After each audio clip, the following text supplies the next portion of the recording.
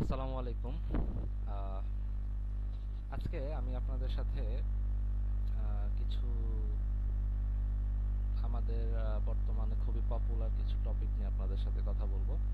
তো আমি মিনহাজ আছি আপনাদের সাথে। আমরা আজকে কথা বলবো হচ্ছে ওয়ার্ডপ্রেস দিয়ে আসলে আমরা কিভাবে একটি ওয়েবসাইট একদম জিরো থেকে একদম 100% কমপ্লিট করতে পারবো।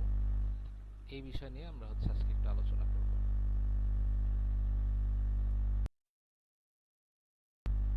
আচ্ছা, তো শুরুতে আমি আমার নাম বলেছি, আমার নাম মিনহাজ। আপনারা ওইভাবে হয়তো আমাকে কেউ চিনবেন না, আমি খুবই আননোন একটা পার্সন। বাট আমার অলমোস্ট 10 বছরের অভিজ্ঞতা আছে এই লাইনে। অ্যান্ড আমি আমার অভিজ্ঞতা থেকেই এখানে আসলে আমার কিছু এক্সপিরিয়েন্স প্লাস কিছু কাজের বিষয় আমি এখান থেকে মানে আপনাদের সাথে শেয়ার করতে এসেছি। তো দীর্ঘ 10 বছর কাজ করার ক্ষেত্রে আমি আসলে মার্কেটে অনেক নানান রকম জিনিস দেখেছি, যেটা আসলে আমার কাছে মনে হচ্ছে যে এই জিনিসগুলো আসলে সবার নিজের আওতার মধ্যে থাকা উচিত। অ্যান্ড এই জিনিসগুলো আসলে এমন না যে খুব একটা বেশি আমাদের আর কি অনেক বেশি আমরা কঠিন বলে আমরা এগুলো করতে পারবো না, সেটা আসলে এরকম না। So আমি আসলে চাচ্ছি যে বর্তমানে আপনার অনলাইন মার্কেট প্লেস বলেন বা হচ্ছে অনলাইন বিজনেস বলেন, ই কমার্স, এফ কমার্স, এই বিজনেসগুলা যেভাবে গ্রো করছে, তো এই গ্রো করার পাশাপাশি আমরা যেরকম অনেক বেশি ওয়েবসাইট রিলেটেড কাজ করছি, ওয়েবসাইট রিলেটেড আমরা হচ্ছে ওয়েবসাইটের দিকে ঝুঁকে যাচ্ছি। তো এই জিনিসগুলো আসলে প্রত্যেকটা বিজনেসম্যান যারা হচ্ছে কাজ করছেন বা যারা বিজনেস করছেন, তাদের সবাইরই এই জিনিসটা নিয়ে নলেজ থাকাটা প্রয়োজন আমি মনে করি। ধরেন লাইক আপনার একটা অনলাইনে একটা বিজনেস আছে, আপনি একটা বিজনেস রান করতেছেন, লাইক একটা ক্লথিং বিজনেস আপনি রান করছেন অনলাইনে, ফেসবুকের মাধ্যমে অ্যাড চালাচ্ছেন, ঠিক আছে, বিভিন্ন ক্যাম্পেইন আপনি চালাচ্ছেন, আপনার ওয়েবসাইট আছে, আপনার ওয়েবসাইটের মাধ্যমে আপনি অর্ডার কালেক্ট করছেন। বাট দিন শেষে আপনার এই রিলেটেড কোনো নলেজ নেই। আপনার ওয়েবসাইট মেনটেন করার জন্য একটা লোক আছে, ঠিক আছে, অ্যান্ড আপনার মার্কেটিং এর জন্য একটা লোক আছে, ঠিক আছে, তারা থাকবে, ঠিক আছে। আপনি সব কাজ করতে পারবেন না, এটাই স্বাভাবিক। আপনার ওয়েবসাইট মেনটেনেন্সের জন্য কিছু লোক থাকবে, আপনার অর্ডার কালেকশনের জন্য কিছু লোক থাকবে, আপনার মার্কেটিং নিয়ে প্ল্যানিং করার জন্য, আপনার কিভাবে আরো বিজনেসটা গ্রোথ করা যায় সেই জন্য আপনার একটা মার্কেটিং টিম থাকবে।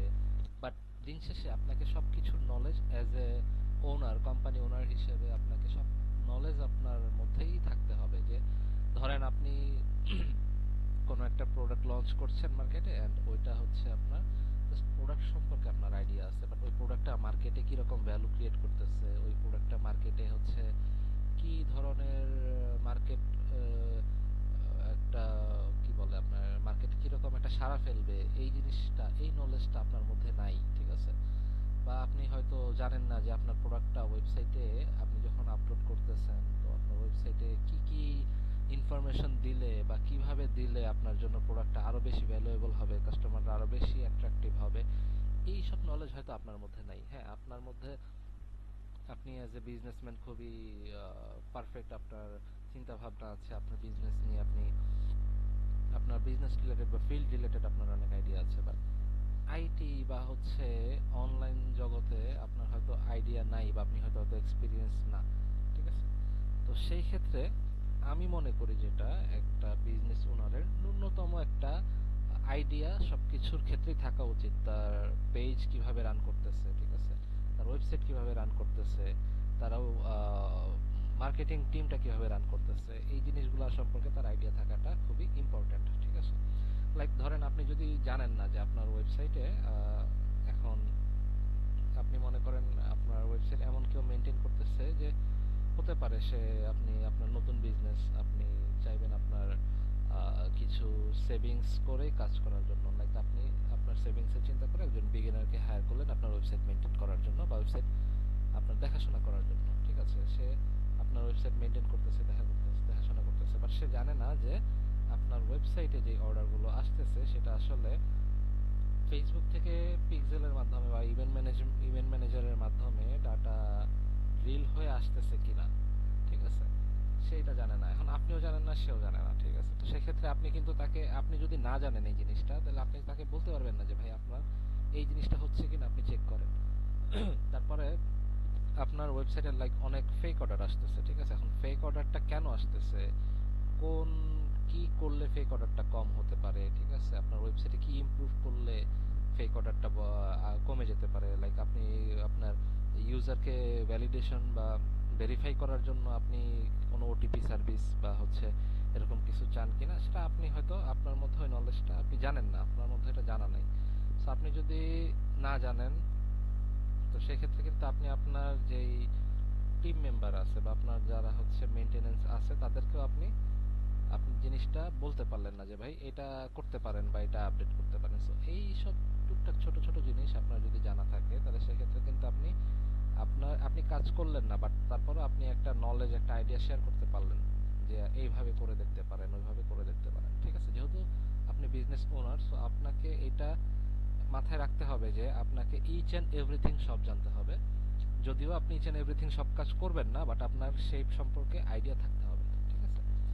তো আজকে আমরা মূলত এই বিষয় নিয়ে আগাবো। তো আমরা হচ্ছে মূলত যেভাবে শুরু করব ইনশাল্লাহ, আমি আমার অলমোস্ট 10 বছরের ওয়েবসাইট বিল্ডিং বলেন, ওয়েবসাইট ক্রিয়েশন বলেন, এটার একটা মার্কেট এক্সপিরিয়েন্স আছে। প্লাস গত 5 বছর ধরে আমি ডিজিটাল মার্কেটিং এর সাথে প্লাস এসইওর সাথে আমি আছি।